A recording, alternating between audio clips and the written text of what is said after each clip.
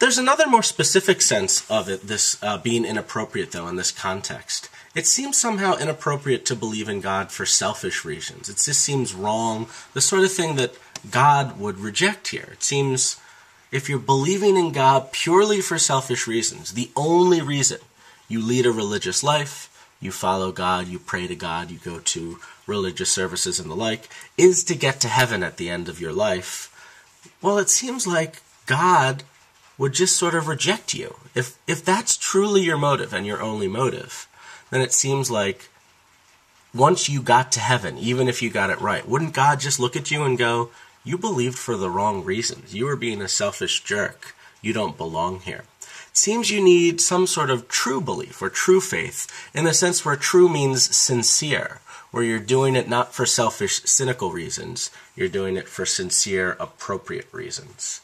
And this is just a nice cartoon from Calvin and Hobbes, where Calvin is believing in Santa Claus for basically this sort of Pascal's wager type reason. Believing in Santa gets the possibility of presents. Not believing might not get him presents, so it's better to believe in Santa than not believe regardless.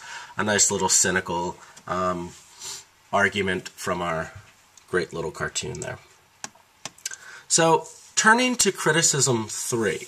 Our final criticism is the worry about which God we're supposed to believe in. Pascal grew up in a Christian society and seemed to assume that the only choice we had in front of us was to believe in the God discussed in the Christian Bible or to not believe in that God. But, of course, we all know that there are thousands of other religions out there that all have their own different interpretations of what kind of God, if any, is out there. And what about those other religions? Pascal's chart, believe in God or don't believe in God, God exists or God doesn't exist, is incredibly oversimplified. There are so many religions out there.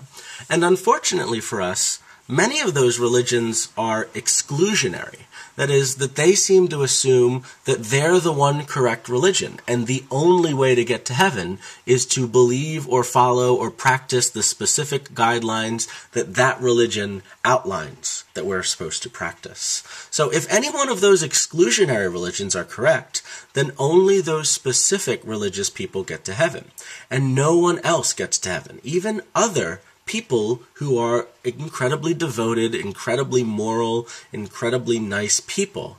If they picked the wrong religion, they don't get to heaven, according to these exclusionary religions anyway. So Pascal's chart right here is incredibly oversimplified. We've got 2 columns, God or no God, and 2 rows, believe or don't believe. The better version of this is going to involve lots and lots of different gods. Maybe there's a Christian God, or a God of Islam, or maybe there's the Mormon God, or maybe there's the Catholic God, or the God of Judaism, or the God of, so on and so forth, down the list. And similarly, our options are not simply believe in one God or don't believe in that God. It's believe in the Christian God, believe in the God of Islam, believe in the Jewish God, so on and so forth, down the list. Or don't believe in any of them. And to the extent that this is more complicated, it means there are going to be more options for us to potentially get right. For every particular believe in God option we have, the only time we're going to get it right is if that specific God exists. If the God of Mormonism exists, then only those who believe in Mormonism are going to get that potential reward of heaven. And for every other option, we're going to get it wrong. We're either going to get sent to hell, or we're going to miss out on the option of that heaven. So, for every other space on here, it looks like we're going to get a negative infinity. If you believe in God number 1, the only potential awesome reward you get is if God 1 exists. Every other one gets you a negative punishment. Either you go to hell, or you miss out on heaven, or nothing happens, something or other, that sort of thing. So, once you see that this all fills out this way, it looks like the average result, once you add up these all together, and even accounting for the probabilities, if you remember you multiply anything by an infinity, you're still left with an infinity, our average is going to be a negative infinity, because positive infinity plus multiple negative infinities is going to wind up with a negative infinity at the end. The one positive infinity and one negative infinity cancel each other out, then we're left with other negative infinities along the board.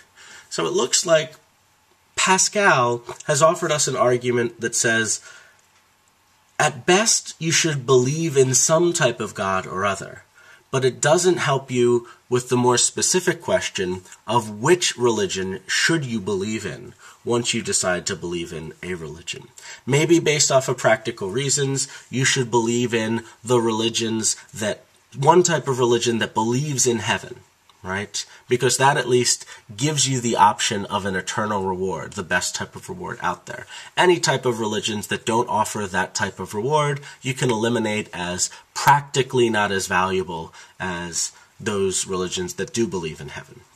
But since there are multiple religions that believe in this eternal paradise afterlife type of thing, we're still left with the question, which one should we believe in? And remember, one thing that Pascal said is that we know absolutely nothing about God. Reason can tell us nothing. There's an infinite gap which separates us from the infinite. So we can't know anything. So based off of that, isn't it possible that there's some sort of weird God that we haven't even thought of that exists? Imagine the possibility of an ironic God, the sort of God that says, only those people who don't believe in any sort of religion at all, only atheists, go to heaven. The only people I'm going to reward are those people who think that there is no God. Obviously, that would be a really weird God. It would be an ironic God. But if that's true, then suddenly every single column, even the column that says don't believe in anything, is going to have a positive infinity in it. I'm sorry, I meant every single row is going to have a positive infinity in it. So even the don't believe row will have a positive infinity. So if that's even true, then all our options, practically speaking, are the same. All options yield the same results. Lots of possible negative infinities, only one possible positive infinity,